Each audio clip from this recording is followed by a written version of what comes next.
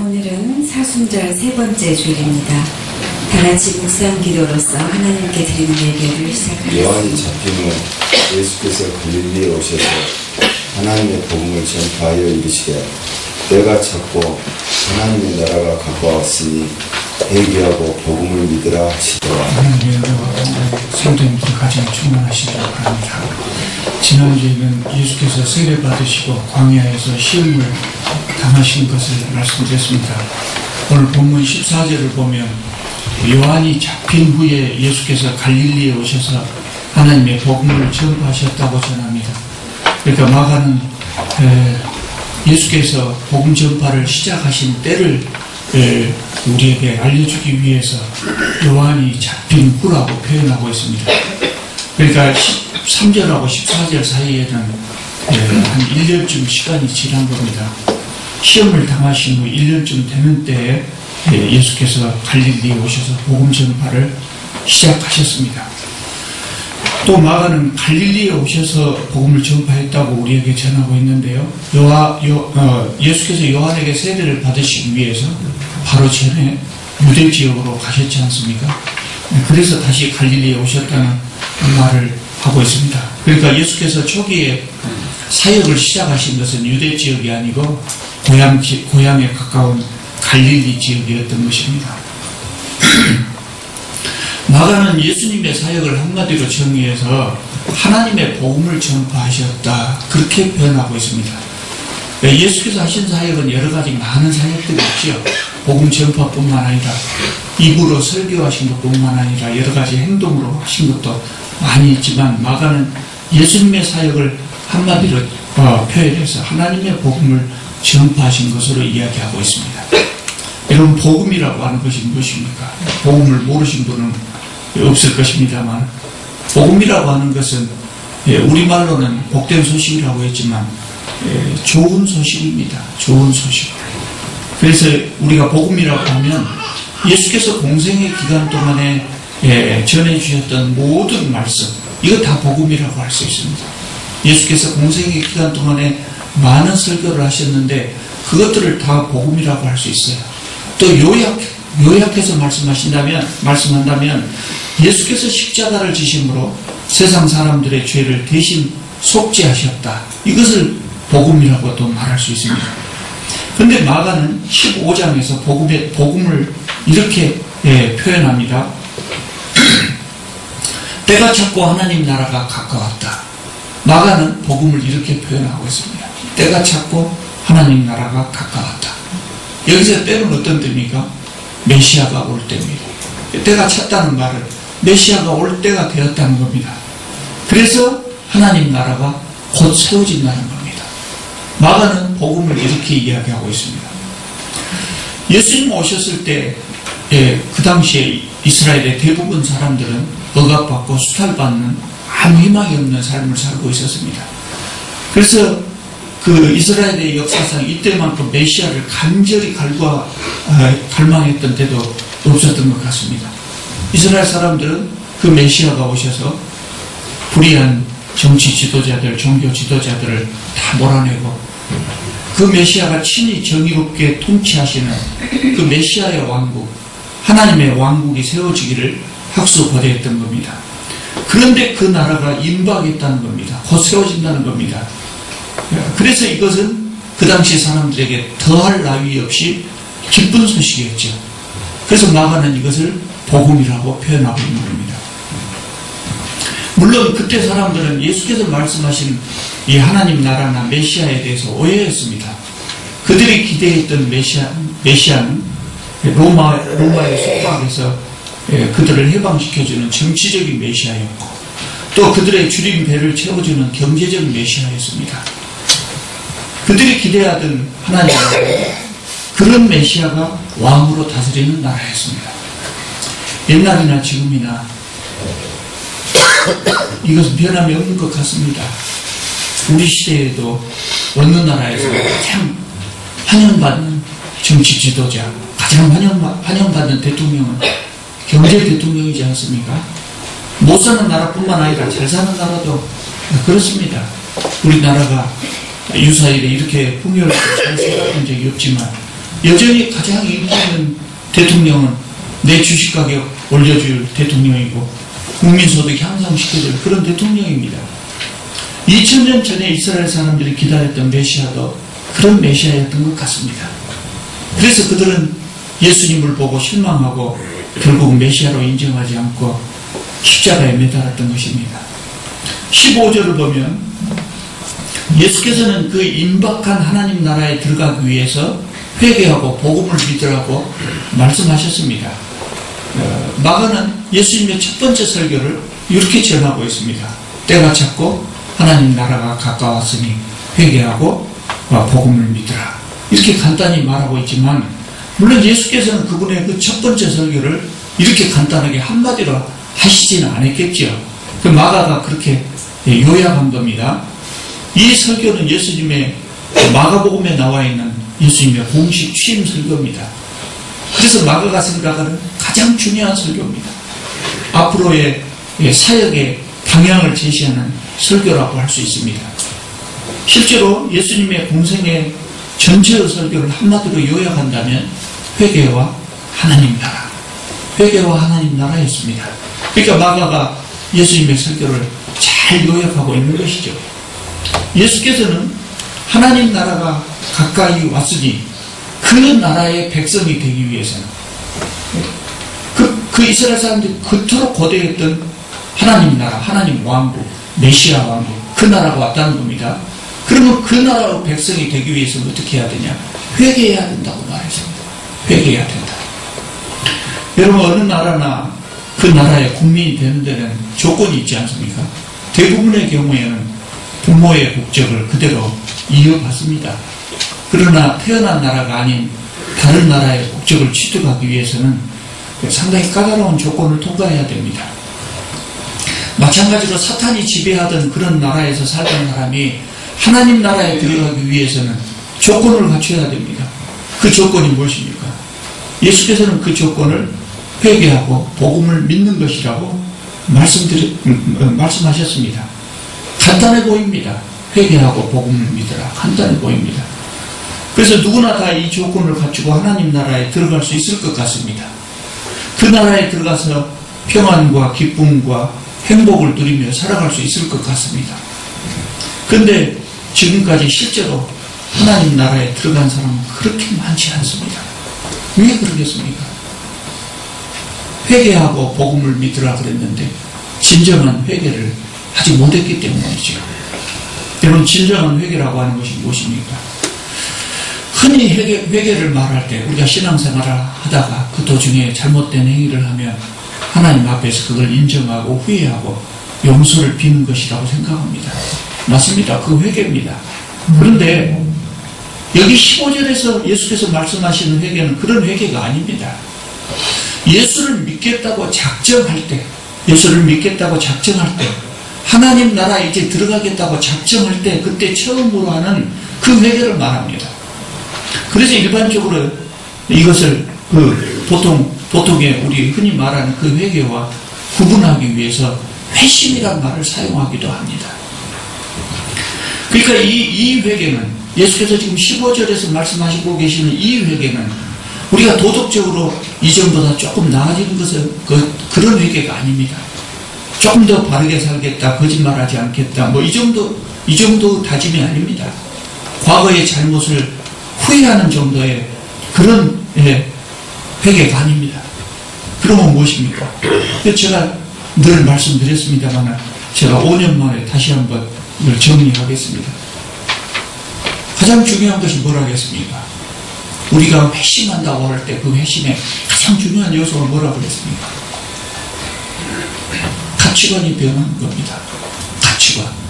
가치관이라고 하는 것은 나에게 가장 가치 있는 것이 무엇이냐, 이 생각 아닙니까? 그것이 변하는 겁니다. 회심을 했을 때와 회심하기 전하고 가장 가치 있다고 생각하는 것이 바뀌는 겁니다. 여러분, 세상 사람들이 가장 좋아하는 것이 무엇입니까? 재물이고 명예고 권력입니다. 그것보다 더 좋은 것이 세상에 어디가 있습니까? 돈이 있으면 할 수 없는 일이 어디가 있겠습니까? 재물이나 명예나 권력 정말 좋아합니다. 다 필요하고 좋은 것입니다. 그러나 하나님 나라에 들어가려면 이것을 싫어할 수 있어야 한다는 겁니다. 실제로 세상에서 돈을 싫어할 사람, 명예를 싫어할 사람, 권력을 싫어할 사람 없습니다. 그러나 회개하면 그렇게 된다는 겁니다. 진정으로 회개를 했으면 그렇게 된다는 겁니다. 사도 바울이 그랬습니다. 빌립보서 3장을 보면 바울이 그렇게 이야기합니다. 무엇이든지 내게 유익하던 것을 내가 그리스도를 위하여 다 해로운 것으로 여길 뿐만 아니라 내가 예수 그리스도를 위하여 모든 것을 배설물로 여겼다 그럽니다. 사도 바울은요, 베드로나 요한하고는 출신 성분 자체가 다릅니다. 사도 바울은 출세가 보장된 사람이었습니다. 엘리트였습니다. 유대 사회에서 엘리트였습니다. 명예와 권력이 보장된 사람이었습니다. 이 사람은 그대로 가면 종교 지도자가 되고 정치 지도자도 될 수 있는 사람이었습니다. 그러나 다메섹으로 가는 길에서 예수님을 만난 다음에 출세, 명예, 권력 이런 것들을 쓰레기처럼 여겼다는 겁니다. 쓰레기처럼 여겼다는 겁니다. 진짜 관심이 있었던 것이죠. 사실 우리가 진정한 회개를 했다고 할지라도 우리가 적어도 이 땅 위에서 살기 위해서는 재물이 필요하고 명예도 필요하고 권력도 필요합니다. 적절한 양의 그런 것들이 필요합니다. 그러니까 정확하게 말하자면 이런 것들이 다 필요 없다는 것이 아닙니다. 이런 것들이 여전히 좋은 것이지만 가장 가치 있는 것은 아니라는 겁니다. 최고는 아니라는 겁니다. 이전에는 그런 것들이 가장 가치 있는 것이었지만 이제는 그보다도 더 중요한 것이 내게 있다는 겁니다. 사람이 떡으로만 사는 것이 아니라는 것을 알게 되는 겁니다.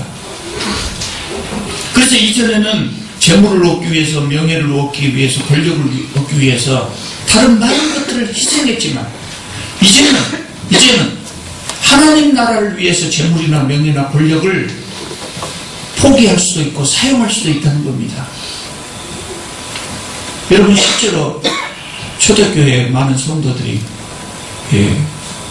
예수 믿는 그것만으로 핍박을 당할 때 그들이 육체적인 고난을 당하는 것뿐만 아니라 재산을 빼앗기기도 했고 직장에서 쫓겨나기도 했습니다. 그러나 그들은 그것을 감수했거든요. 왜냐? 우리는 그렇지 않아요. 좋아하는 것이 있다고 할지라도 더 좋은 것이 있으면 이게 희생시킬 수 있다고요. 그러니까 초대교회 그 성도들 가치관이 변한 겁니다. 회심이 그겁니다. 그래서 그 중요한 것이라고 생각했던 것도 예수님을 믿은 다음에 버릴 수 있었던 겁니다. 그런 거 뺏겨도 신앙을 버릴 수가 없었던 겁니다. 이전에는 그런 것들을 얻기 위해서 무슨 일이라도 할 수 있었지만 이제는 하나님의 정의에 어긋나는 일은 천금을 준다고 해도 할 수 없다. 이것이 회심입니다. 두 번째로 삶이 변하는 겁니다. 가치관이 변하면 자동적으로 삶이 변하게 되죠. 전에는 세상에서 좋지 못한 소리를 듣기도 하고 돈밖에 모르는 사람이란 말을 들었지만 그런 사람이 이제는 의로운 사람이 되는 겁니다. 온갖 편법을 이용해서 돈을 벌던 사람, 불법만 아니라면 어떤 일이든지 권력을 위해서는 할 수 있었던 사람, 이전에는 안 들키기만 한다면 무슨 일이나 할 수 있었던 사람이 이제는 누가 보든지 안 보든지 양심을 지키고 법을 지키는 겁니다. 훌륭한 인격자가 되는 겁니다. 이것이 15절에서 말하는 회개입니다. 여러분, 우리는 죽으면 낙원에 들어갈 겁니다. 낙원에 들어가면 얼마나 좋겠습니까? 그런데 우리가 그곳에 들어가면서 세상에서 가지고 있었던 못된 마음을 그대로 품고 들어가면 되겠습니까? 이전에 틈만 있으면 남을 속이던 사람, 마음에 미움과 시기심으로 가득하던 그런 사람들이 그 마음과 그 생각을 그대로 가지고 낙원에 들어간다면 그것이 낙원이 되겠습니까? 그대로 들어간다면 아마 낙원은 지옥으로 바뀌고 말 겁니다. 그러므로 낙원에 들어가기 위해서는 그곳에 적합한 사람으로 변해야 됩니다. 변한 사람만이 들어갈 수가 있는 겁니다. 하나님 나라는 낙원과 달리 이 땅 위에 이루어질 나라라고 했습니다. 우리가 죽기 전에 이 땅 위에서 미리 낙원을 맛보면서 살아가는 겁니다. 그것이 하나님 나라입니다. 이 땅 위에서도 하나님 나라에 들어간 사람은 환경이 아무리 열악하더라도 행복을 누립니다. 돈이 없고 몸이 병들었을지라도 하나님 나라에 사는 사람들은 참된 평안과 기쁨을 누리며 살아갈 수 있습니다. 왜냐하면 그 하나님 나라는 인정 많고 사랑 많고 좋은 사람들만 모여 사는 나라이기 때문입니다. 서로 믿고 사랑하고 챙겨주는 그런 나라이기 때문입니다. 그렇기 때문에 그런 나라에 내가 들어가기 위해서는 변해야 돼요. 변한 다음에 들어갈 수 있는 겁니다. 그래서 회개해야 하나님 나라에 들어갈 수 있다고 15절에 말씀하신 겁니다. 그래서 회개라고 하는 것은 다른 말로 말하자면 딴 사람이 되는 겁니다. 딴 사람이. 요새는 그런 말을 듣기가 어렵대요. 요새는 그런 말을 듣기가 어려운데 과거에는 그런 말 종종 들었습니다. 저 사람이 예수 믿더니 딴 사람 되었네. 이런 말을 들었습니다. 그러니까 회개라고 하는 것은 한마디로 예수 믿은 사람 다음에 딴 사람이 되는 겁니다. 예수를 믿었다고 할지라도 딴 사람이 되기 전에는 아직 회개했다고 할 수가 없습니다. 본인의 입으로 회개했다고 하고 예수를 믿는다고 할지라도 불의한 재물을 여전히 탐하거나 여전히 형제를 미워하고 사랑하지 못하는 그런 사람들은 진정한 회개를 했다고 할 수 없는 겁니다. 근데 우리는 회개를 착각하고 있습니다. 그 이유가 있습니다. 기독교 역사가 진행되는 동안에 많은 목사들이 회개를 아주 쉬운 것으로 만들어버렸습니다. 예수 믿겠다고 약속만 하면 회개한 것으로 인정해버렸습니다. 자, 예수 믿겠습니다. 그러면 회개한 것으로 인정했습니다. 근데 실제로 바꿔지는 것은 아무것도 없습니다. 옛날에 살았던 방법 그대로 삽니다. 굳이 바꿔졌다고 하면 성경 찬송 옆에 끼고 주일날 예배당에 가는 것만 바꿔졌습니다. 여전히 예전과 똑같은 방법, 똑같은 생각으로 살고 있습니다. 그것은 진정한 회개가 아닌 것이죠.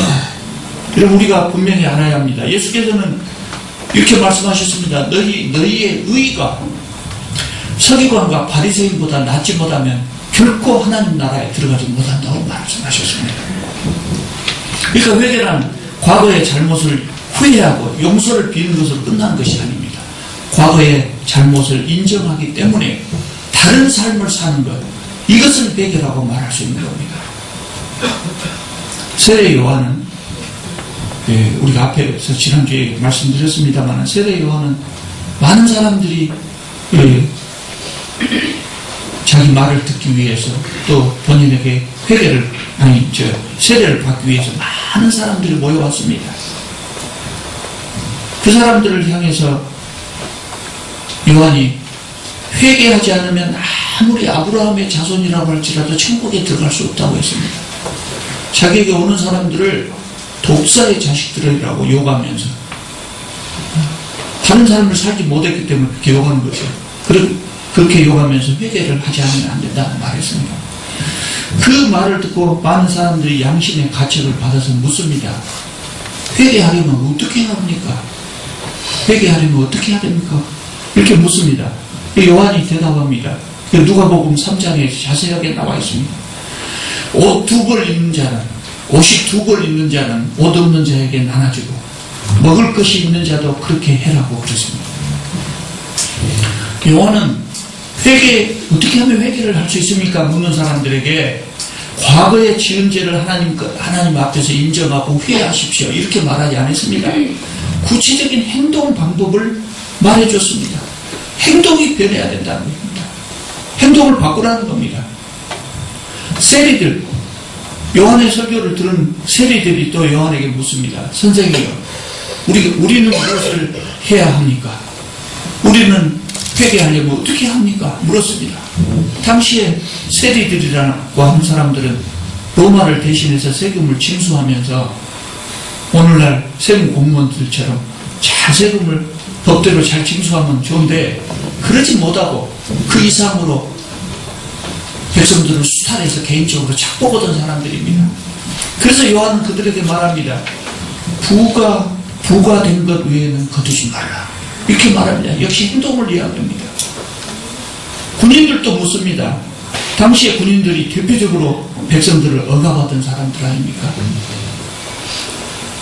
그들에게 요한이 대답합니다. 사람에게서 강탈하지 말고 거짓으로 고발하지 말고 받는 급료를 족한 줄로 알아.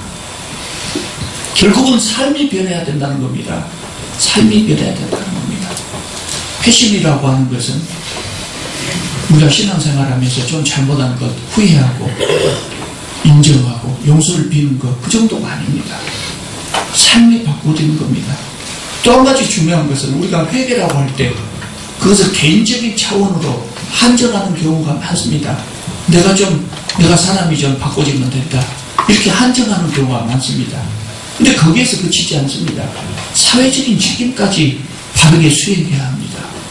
이웃에 대해서 모른 척해서는 안 된다. 나만 착해지면 되는 것이 아니라 이웃에 대해서, 나라에 대해서, 역사에 대해서, 사회에 대해서 책임을 져야 해요.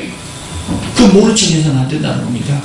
가난하고 소외된 이웃을 돌봐야 되고, 내 직업상의 일을 수행할 때 바르게 정의롭게 수행해야 된다는 겁니다. 이걸 모두 다 포함하는 겁니다.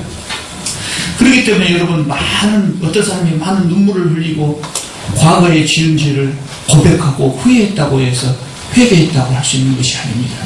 금식 기도를 아무리 많이 했다고 할지라도 삶이 변하지 않으면 회개했다고 할 수 없는 겁니다. 예수께서 산상설교에 그렇게 말씀하십니다. 산상설교에서 이렇게 기억하고 계실 겁니다. 나더러 주여 주여 하는 자마다 다 하나님 나라에 들어가는 것이 아니요 다만 하늘에 계신 내 아버지의 뜻대로 행하는 자라야 들어가리라 그랬습니다. 믿습니다라고 고백하는 것 갖고는 안 됩니다. 아멘 할렐루야를 입버릇처럼 외친다고 할지라도 삶이 바뀌지 않으면 진정한 회심이 아니라는 겁니다. 심지어 목사들도 마찬가지라고 이야기합니다. 그 산상설교에서 그렇게 말씀하십니다. 예수께서 아무리 목회를 잘하는 목사라고 할지라도 귀신을 쫓아내는 능력이 있고 또 세상에서 많은 일을 하는 그런 목사라고 할지라도 삶이 변하지 않고 가치관이 변하지 않는 사람은 회개한 사람이라고 할 수 없다는 겁니다. 하나님 나라에 들어갈 수 없다는 겁니다. 그래서 하나님께서 주시는 참된 기쁨과 참된 평안을 누릴 수 없다는 겁니다. 그러니까 결국 회개는 삶의 방법을 바꾸는 겁니다. 이전과 전혀 다른 방법으로 사는 겁니다. 예수 믿은 다음에 성경 찬송 들고 주일날 예배당에 가는 것만 바꿔지는 것이 아니라는 겁니다. 삶의 패러다임 자체가 변하는 겁니다. 처세의 방법이 바뀌는 겁니다. 성경 말씀대로 사는 겁니다. 이렇게 삶이 바뀌는 것을 회개라고 말하는 겁니다. 예수께서 15절에서 그렇게 말씀하시는 것이죠. 하나님 나라 임박했습니다. 곧 하나님 나라가 이루어집니다.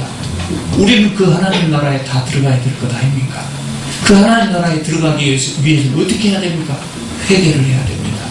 그렇게 예수께서 15절에서 말씀하신 겁니다.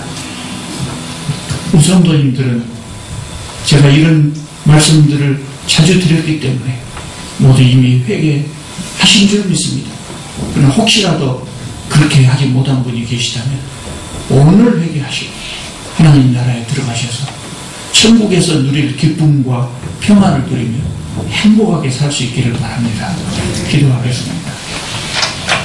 거룩하시고 자비로우신 우리 하나님, 주님께서 허물 많고 죄 많은 저희들을 택하여 주셨지만 저희들이 여전히 부패하고 타락한 세상 속에 살고 있기 때문에 그것을 핑계로 여전히 우리의 삶이 주님을 온전히 닮지 못하고 있습니다. 주님, 이 허물을 용서하여 주시옵소서. 그리고 우리의 삶을 인도하여 주셔서 주님 말씀대로 살아갈 수 있게 하여 주시옵소서. 이전에 좋아했던 것들을 버릴 수 있게 하여 주시고 주님보다 더 귀한 것이 없다는 그런 고백과 그런 삶을 살아가게 하여 주시옵소서. 예수님의 이름으로 기도하옵나이다.